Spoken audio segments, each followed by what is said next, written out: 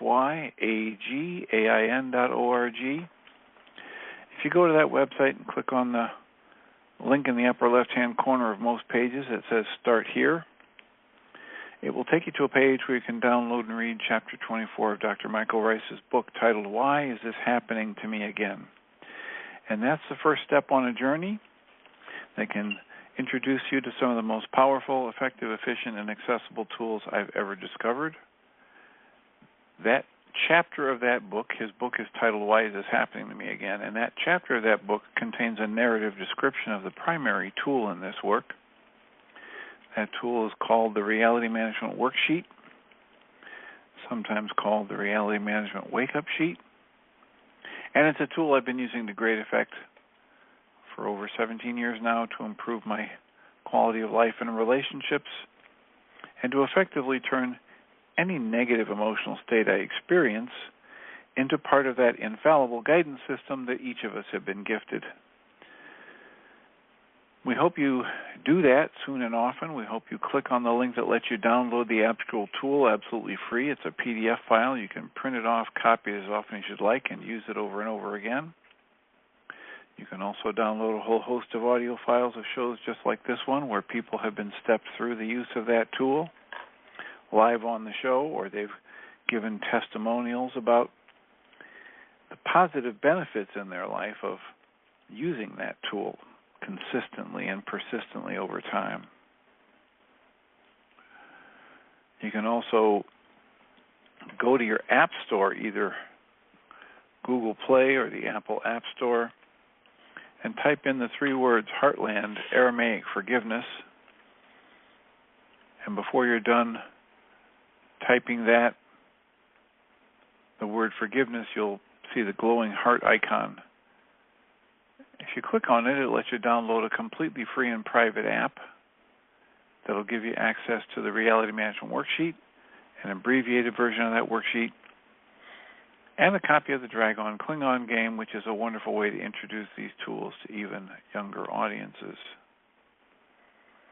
We hope you do that soon and often because it'll raise questions or maybe provide you with answers. And if you have comments, questions, or answers or testimonials to share with us after doing that, you can give us a call. Our call-in number is 563-999-3581. We're also doing the Course in Miracles workbook lessons this year, and this is, as I mentioned, day 169. And lesson 169 is titled, By Grace I Live, By Grace I Am Released.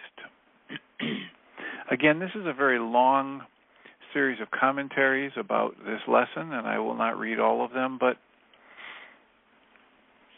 the commentary begins with the statement that grace is an aspect of the love of creation which is most like that state prevailing in the unity of truth. It is the world's most lofty aspiration, for it leads beyond the world entirely. It is past learning, yet the goal of learning for grace cannot come until the mind prepares itself for acceptance. Grace becomes inevitable instantly in those who have prepared a table where it can be gently laid and willingly received. An altar clean and holy for the gift. And this reminds me of the idea of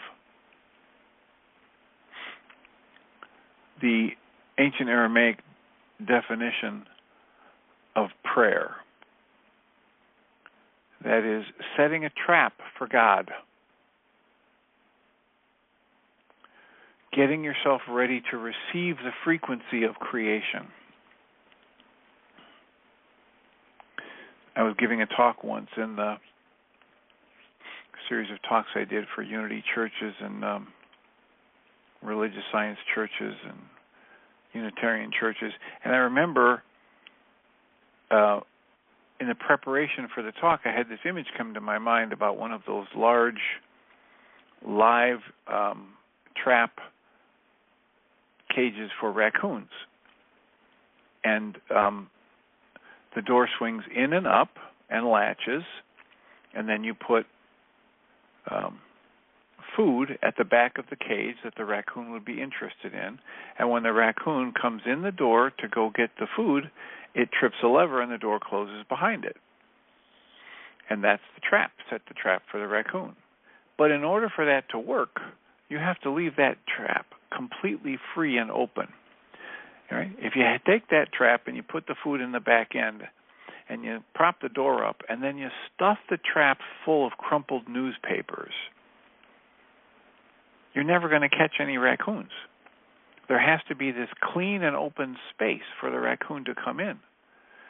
Well, if our minds are so busy, this leads to a story from Guy Finley. He said there was this, World War fighter plane that went down, and they crash landed safely on this island, but everything was ruined except the receiver on the radio. And they had to be very careful and hide in the caves, and late at night, the captain sent this private up to just scan the radio dial until he received the instructions for where to go for his crew to be saved, because he knew that they would come for him. He knew that the saving message would come. All they had to do was receive it. But down in the lowlands, they couldn't get the radio signal, and you couldn't go up the top of the hill during the day because the enemy would see you. And so he sent this private to the top of this mountain in the middle of the night, and he said, I am the offspring you love.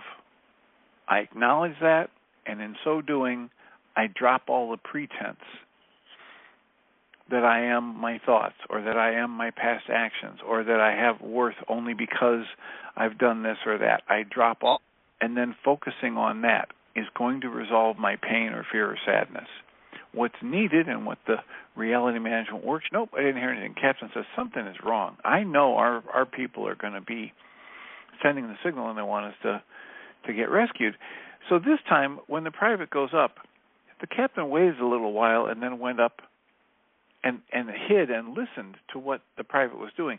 And here is this private just surfing the radio dial back and forth, and he's hearing all these different languages, and he never stays very long on any one channel. And finally the captain comes out of hiding and says to him, "What are you doing, man?"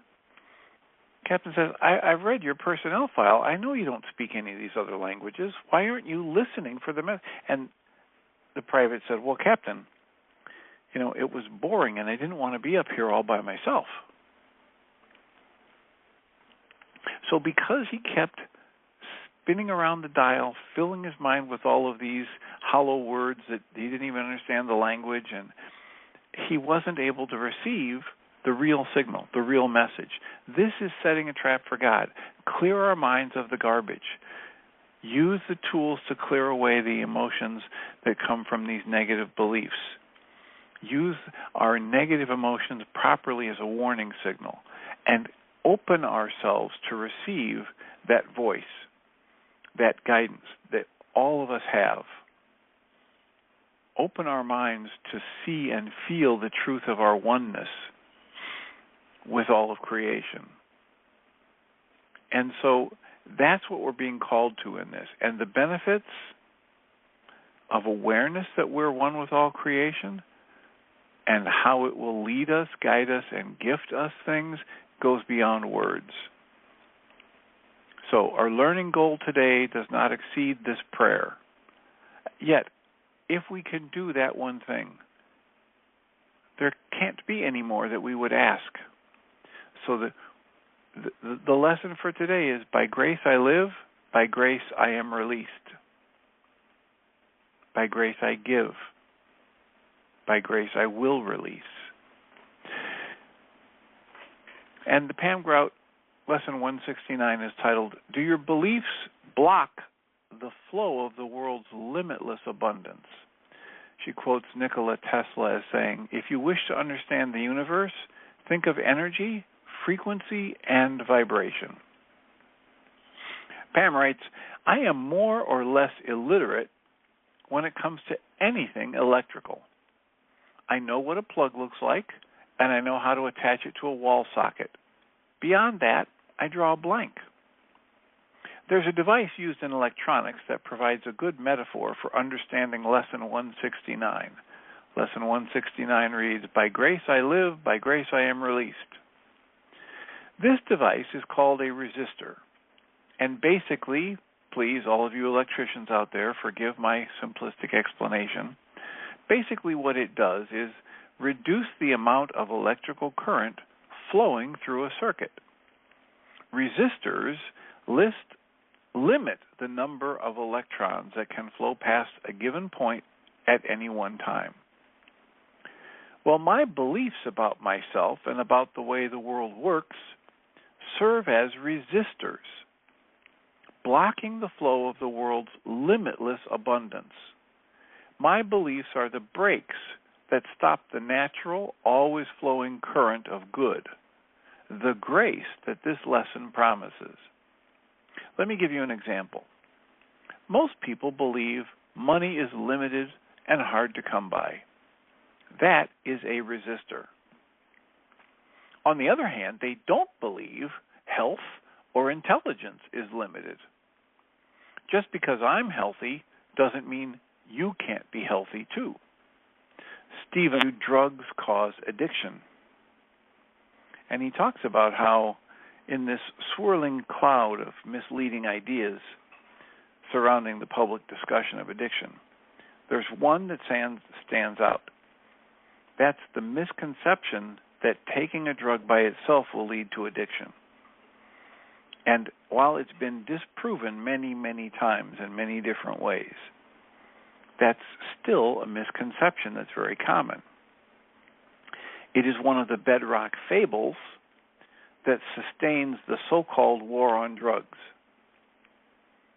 And it obscures the existence of a basic addiction process of which the drug itself is only one possible object among many that we should be examining. For instance, compulsive gambling is widely considered to be a form of addiction, but no one is arguing that it's caused by a deck of cards or a pair of dice.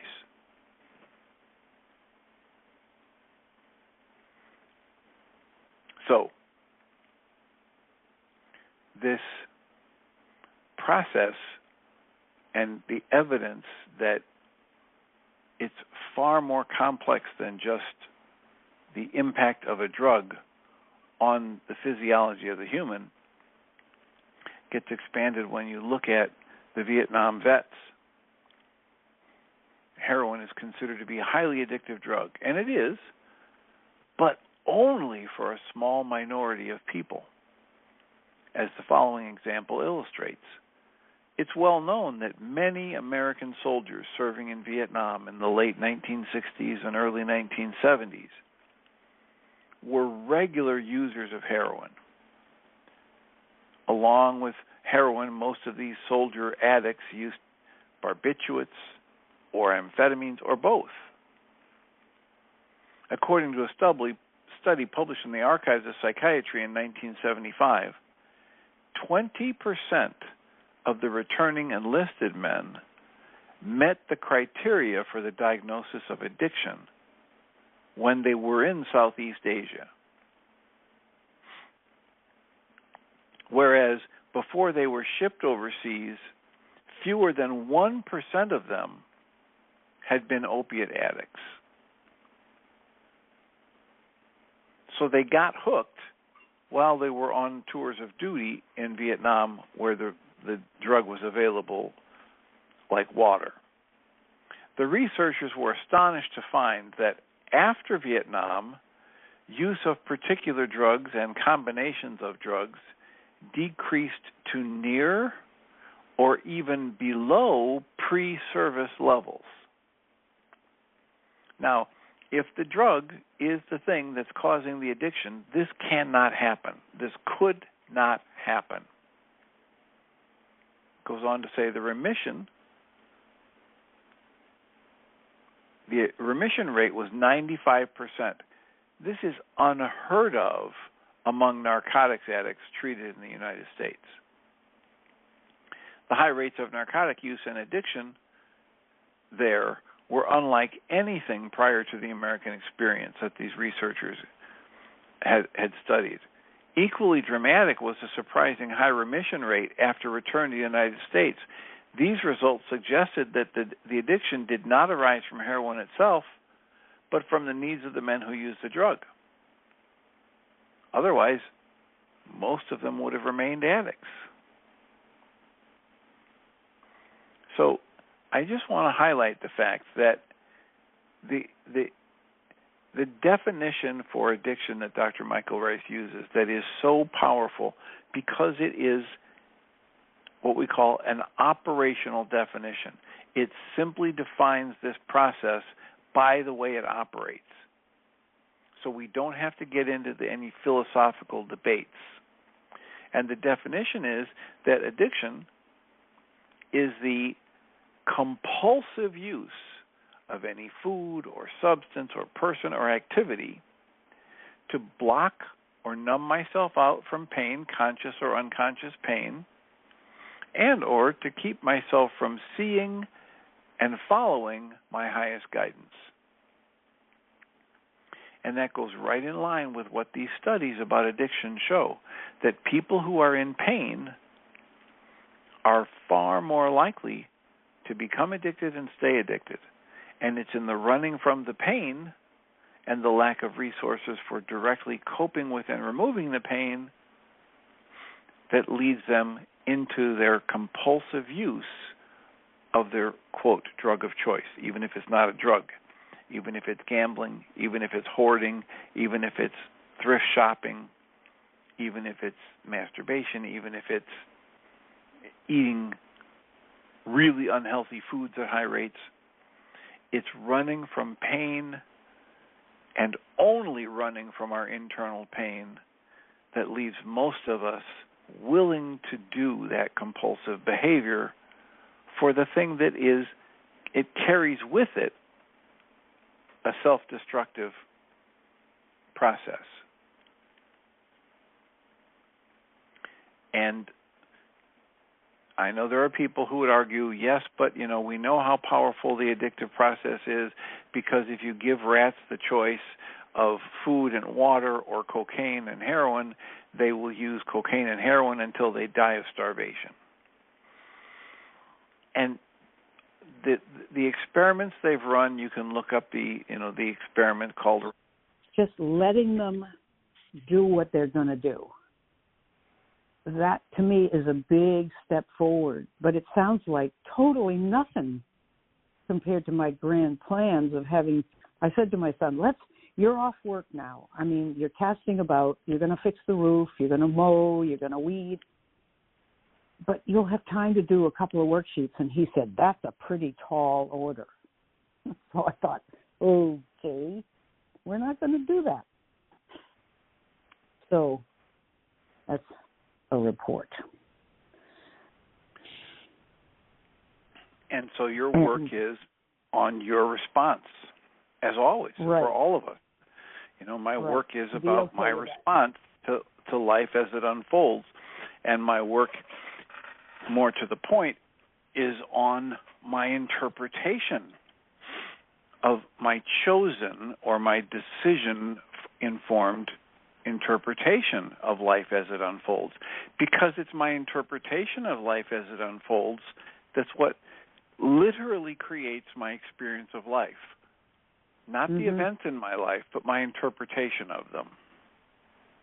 Right. Well, I have an interpretation about the worksheet. Medications aren't the answer, and worksheets will help. My son is on medications, and so is my grandson, and they're not doing worksheets. So I have this thing going in my head that all of it has to go, and including, hearing Michael talk yesterday about medications and how they mask symptoms and they lop 20 years off your length of your life. And my husband's been on medications. He said, a couple of other languages in any event. English, of course. So it's there, and you're certainly welcome to download it. You can read it on your tablet or your Kindle reader. Or, well, I'm not sure whether it'll read on. Can I help you with that a little bit? Oh, yes, please. Sorry, Dr. God. Tim. I'm like a oh, my blunderbuss God. My today, husband's been on these medications. That means he's going to die 20 years ahead of time. That is not true. Please take a breath. Please take a breath. I love this thing just flashed into my mind where there's an image, Jesus, his name was Yeshua, the man they called Jesus. And when we look into his language and his conversations, there's an idiomatic language that, if you don't know the meaning of the idioms that he's using, will not make much sense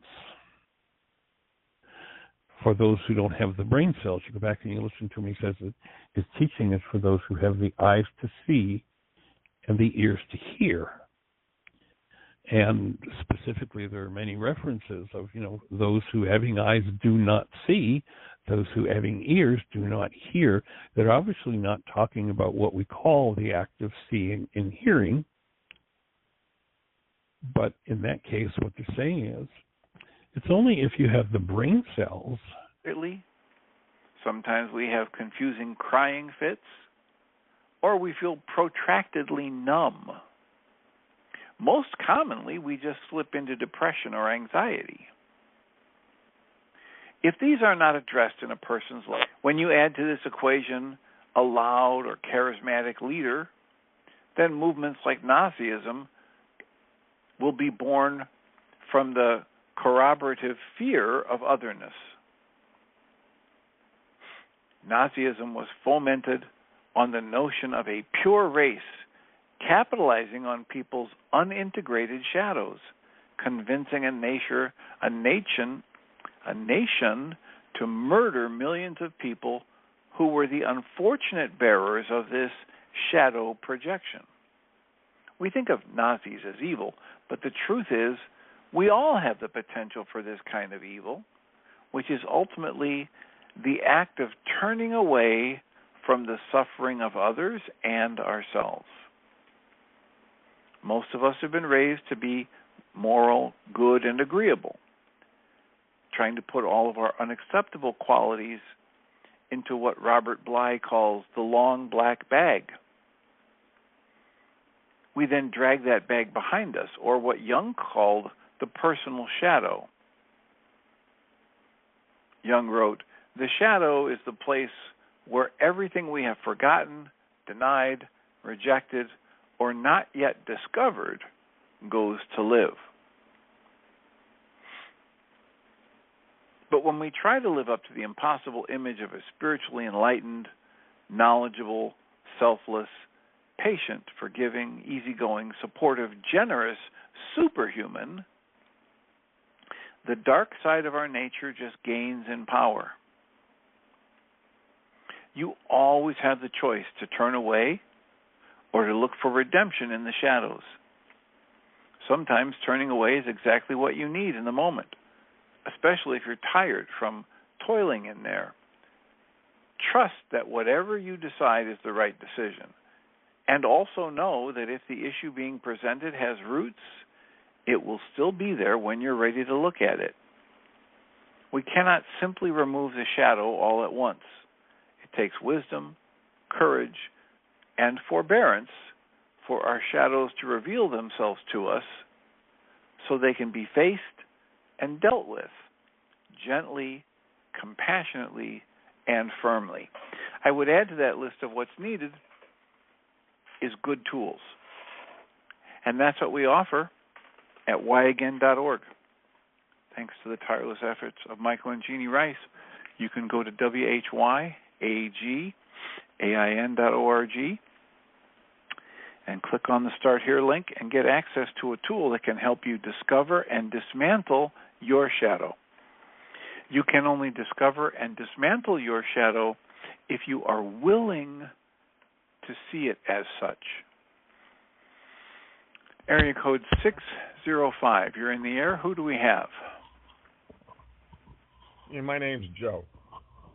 Can you say that again? My volume was turned down. Okay, my name is Joe. Joe, how can I support you? Okay. I have a question for you. I came across one of these dime a dozen relationship counselors the other day. But instead of calling herself a relationship counselor, she says that her specialty is narcissistic personality disorder. So she calls herself a narcissistic personality disorder expert. So I asked her if she was certified or licensed in any way, and she says no, but she knows more about that particular disorder than psychologists, psychiatrists, and psychotherapists. And then she goes on to say, in fact, there's a manual that I guess a psychiatrist or people in your profession use in order to diagnose certain conditions. And she says that she diagnoses people as narcissistic personality disorder, but you people in your profession are prohibited from doing that and don't even recognize that there are people who have narcissistic personality disorder. So what's your answer to that? I'm not sure there's a question there, and I'm not sure of the relevance. Do you understand what we do on this podcast?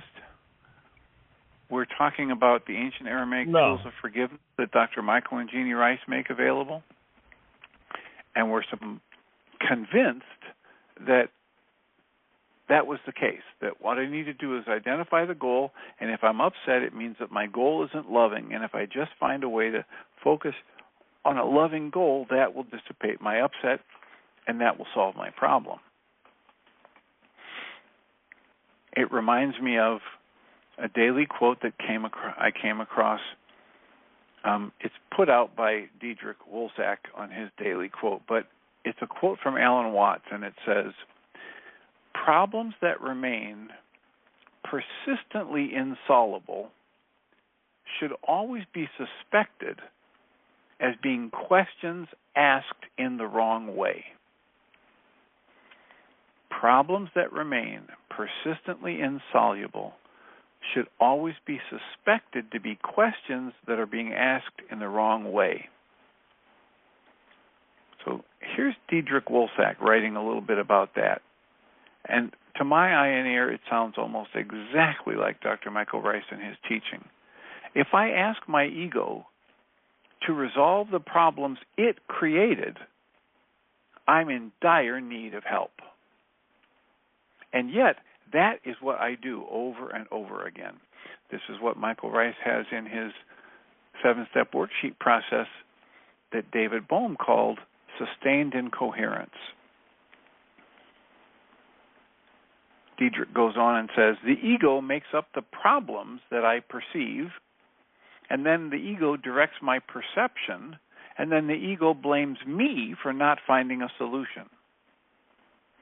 There is a teacher within each of us who does know the answer to any perceived problem. And there is a decision maker who has to choose. The decision maker has to choose, who am I going to listen to, the ego or the capital S self, the inner guide? The capital S self, when asked, will with a gentle smile show me clearly that there are no problems, only healing opportunities. The self, the little s self, the ego, frantically redefines the problem, and in doing so makes the solution ever more obscure. So, to be clear about the Reality Management Worksheet, based on the premise that our true nature is love, it's based on the idea that we are living in, swimming in, flowing in, existing in grace, in the creative energy of the Creator. Some call it love. And as the Course in Miracles lessons from yesterday and today point out, The Creator's grace is given to me, and I can claim it now. And by grace I live, and by grace I am released. That's the basis of the Reality Management Worksheet. And if that's the case and I'm tuned into it, I'm going to be experiencing bliss. I'm going to be experiencing joy. I'm going to be experiencing allowance, acceptance, and surrender. But when I experience something other than that, this worksheet reminds me I'm creating my experience, just like page 5 in The Way of Mastery says. I don't experience anything that's not of my own choosing. So the worksheet then says, let's just focus on who you are and your true nature is love, and let's recognize as close as we can to 100% responsibility that we are creating any upset we experience internally, and then put my name on the page, accept that I'm upset and give it an emotion word. Sadness might be one, anger could be one, hurt, frustration, confusion, overwhelm could be one. And then map out what my mind is telling me about who or what I think is causing it, and what was the interaction I was involved in recently that my mind wants me to believe is causing my upset. And then I get very specific about how I want to punish the world or that person or myself for causing my upset. And then get very clear about what is the thought I'm using to actually generate the negative emotion. And then formulate a goal and recognize that in order for me to be upset, I must be focusing on a goal that's not getting met. And when I do that, I focus on the goal, I get the right one that's lined up with the emotion and my thoughts about myself and my thoughts about interacting with my trigger, whether it's myself or the world or some other person. And I formulate a goal that if this magical goal would happen, this positively stated, lovely alternative to the actuality of life, if my goal could happen, it would wipe out the need for this worksheet. It would immediately mean I do not have the thought that's generating the negative emotion, and this whole dynamic that I was observing in the world between me and the world or me and another person, it would be changed if my idealistic goal were met. And then later on in the worksheet, it has me cancel that goal. The critical point for today's talk is that I am not canceling the goal because the goal is bad or wrong. It might be the most loving goal ever imagined by any human mind anywhere. I only cancel the goal because that goal, whether it's getting met or not met, is energetically connected, resonating in my mind with the negative emotion I'm experiencing, whether it's pain or fear or sadness or hurt, and it's resonating with, most likely, false negative beliefs about myself.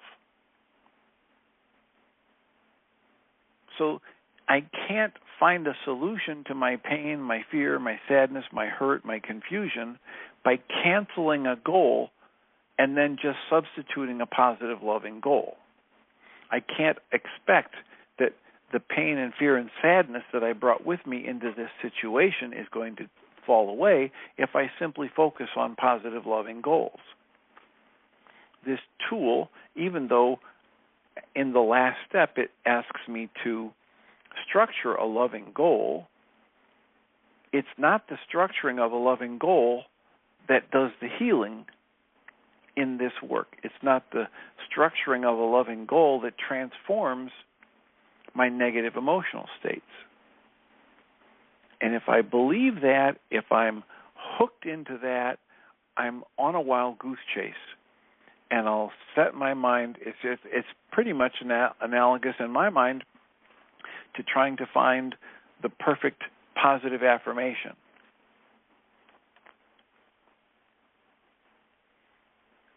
I do not experience sadness, hurt, pain, fear, anger, confusion because I've chosen a goal that isn't loving. I only, always and forever experience upsets because I'm carrying them around in me, and most often they've gotten resonated by the interpretation that I've placed on the data points that I generate from the world through my senses. And the dynamic that's resonating my pain and fear and sadness and hurt is how those energies have been energetically connected in my mind with this goal. And if I interpret a life situation as though my goal isn't getting met, and that goal is connected in my mind to pain or fear or sadness, I'm going to feel my pain and fear and sadness just because of energetic resonance. You know, I was trying to explain this to somebody the other day in my office, and I said, so I have this chair in my office. It's kind of a cranberry color. And if I had the goal that this chair be yellow, a bright yellow, and I say, chair, you're the wrong color. I want you to be yellow. Well, if the chair instantly transformed, there wouldn't be any upset in me. But if the chair stubbornly resists and stays the color of its fabric, and I have any pain or fear or sadness or negative emotion in my energy system related to people not following my orders, whether they're a chair or a person, I'm going to feel those negative energies because I keep focusing on this goal for the chair to be a bright yellow. Now, if I don't have negative emotional energy in me connected to that goal, my goal of people following my directions, when I say to the chair, turn yellow, and it doesn't, I say to myself, I guess the chair isn't going to turn yellow. Maybe I should make a trip to the fabric store and buy some yellow fabric and change the chair. No upset, no need for a worksheet. Unless there's an energetic connection in my mind-body energy system between the goal, no matter how neutral, no matter how negative, no matter how loving the goal is, the quality of the goal is irrelevant. What's relevant is what's energetically connected to that goal in my energy system. Here's another example that, as a therapist, I see in families, in couples, even if they're not married, that might, because it just popped into my head, and nobody has a hand up, I'm going to say it might have some relevance. Some people might look at this and say, that's a stupid or a silly example that you want your chair to change color. Well, here's another example that's a real-life example that often arises for couples when they're fortunate enough to have enough money to have a dishwasher in their home, an automated electric dishwasher in their home. And guess what it is? It's how the dishes are placed in the dishwasher. Now imagine this, if you will. There are human beings on this planet that will choose rage or choose to act from a rage that gets resonated in their mind when their loved one, husband, wife, child, puts a dish in the dishwasher in a way that goes against their goals for how the dishwasher should be stacked. Now, the question is that a bad goal to have the dishwasher stacked appropriately or the way the manual says or the way that I like it? No, it's not a bad goal. Is it a loving goal? No, it's kind of a neutral goal. And yet, if it's connected in my mind with pain, fear, sadness, or it resonates negative conclusions such as people don't respect me, nobody values my opinion, no one listens to me, then when I go and open the dishwasher and find that these dishes have been placed in a way that I don't like and doesn't meet my goal, and I reach the conclusion, this means these people don't respect me, they're not listening to me, they don't value me, it will resonate my upset. My mind is telling me I'm upset because the dishes are not in the right place in the dishwasher.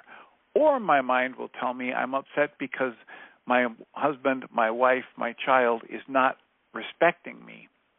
Or it will tell me I'm upset because my husband, my wife, my child isn't listening to me or doesn't care about me. And the truth is, I'm only, always, and forever upset because of the dynamics inside me and the meaning I have given my interpretation of these outside events. So I cancel the goal for people to stack the dishwasher the right way, not because that's a bad goal, not because it's not loving enough. And no amount of setting loving goals is going to dismantle my upset, because currently in the situation I've just described, my upset is hidden from me and continues to be hidden from me as long as I focus on the dishes, the other person who did or didn't stack them in there the right way, etc. So now something is hidden in my mind that's actually generating my upset. How can I get access to what's hidden? The answer? I can cancel the goal, however loving it is, and ask to be shown the hidden part of my mind. That part of my mind is being obscured by this process that Diederik Wolsak refers to, and Alan Watts directs us to in this quote. Problems that remain persistently insoluble should always be sheet tool does so beautifully is help me cancel the goal and take the focus off of the distractions and open an energetic pathway so that I might see what is that part of my mind. Where in my world, in my life, did I have an energetic connection created between my goal for someone to listen to me or to respect me or to follow my orders or to think I'm smart enough or to obey me? Where did those goals get connected in my mind to pain and fear or sadness, or getting connected in my mind to negative beliefs about myself, that I'm not lovable, that people don't care about me or respect me or think I'm smart enough? That's the path to freedom. That's the path to liberty. That's the path to breaking the cycle of sustained incoherence. And once I've done that, and I've let my process of focusing on love, conscious, active, present love, and bringing that to bear as I see the roots of my negative beliefs about myself, and I start to dismantle those negative beliefs about myself, that's when the pain, the fear, the sadness loses its hold on me and begins to soften. Now I've removed this negative pattern from the cycle of my thought process and my emotions and my belief system, and I've left an empty space. Then we say, okay, we know something about how the nature abhors an empty space. Let's put something positive in there. Let's continue the healing process rather than just think a loving thought and move on. And that's where in number 7, step 7 of the worksheet process, we look for a loving goal, a truly loving goal. It is not that loving goal that initiates the healing. It's seeing the false belief about myself. It's becoming aware of, consciously or unconsciously, of the connection between that false belief and the goal I was holding for someone else or something else, or even myself in relation to the outside world.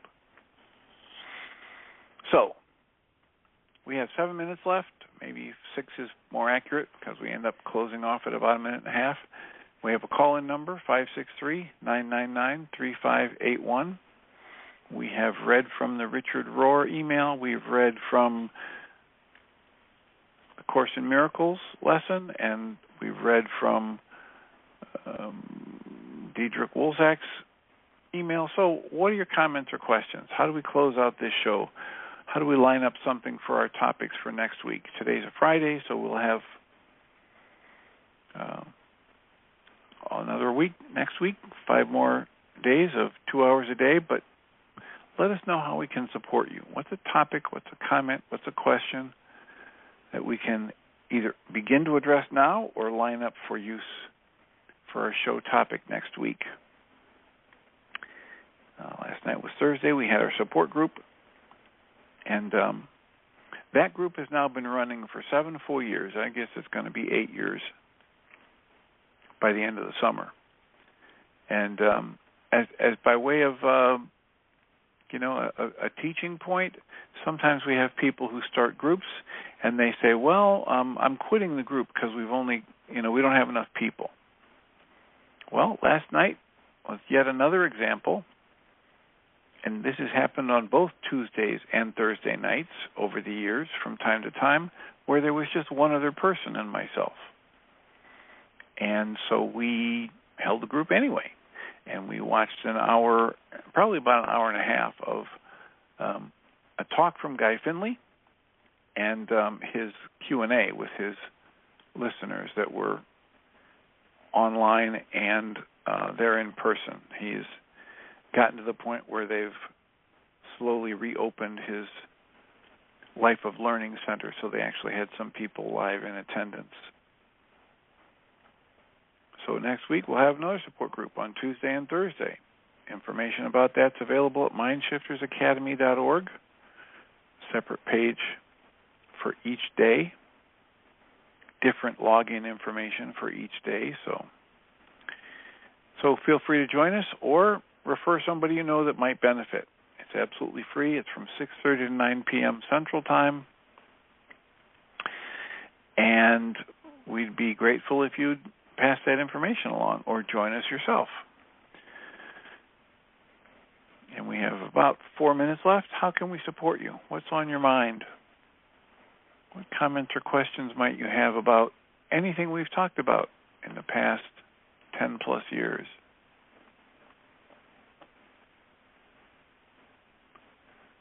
We have a Father's Day coming up this weekend. I suppose we should mention, please either use the tools yourself or be ready to support other people in using the tools, because every time there's a holiday like this, there is the potential for lots of good feelings, and there's also potential for lots of not so good feelings, connections people have had to loss or connections people have had to unpleasant experiences with their parent. I remember one time at a religious science church, a practitioner got up, the usual minister wasn't there, and it happened to be a Sunday morning on Father's Day, and she got up to give her talk, her little sermon, and she began it with how her father was a rat bastard sperm donor. And it took me a while to recover from that. I spent a lot of time through the rest of that week and a couple weeks after supporting other members of that community, processing some of their pain and upset that got resonated, because this leader got up and spewed all of her pain and anger. So please remember, we have powerful tools that can help people dismantle the negative emotions that might come up around a holiday like this, if you've lost your father or your father was less than loving to you. And we've also got ongoing support 5 days a week, and the call-in number is 563-999-3581.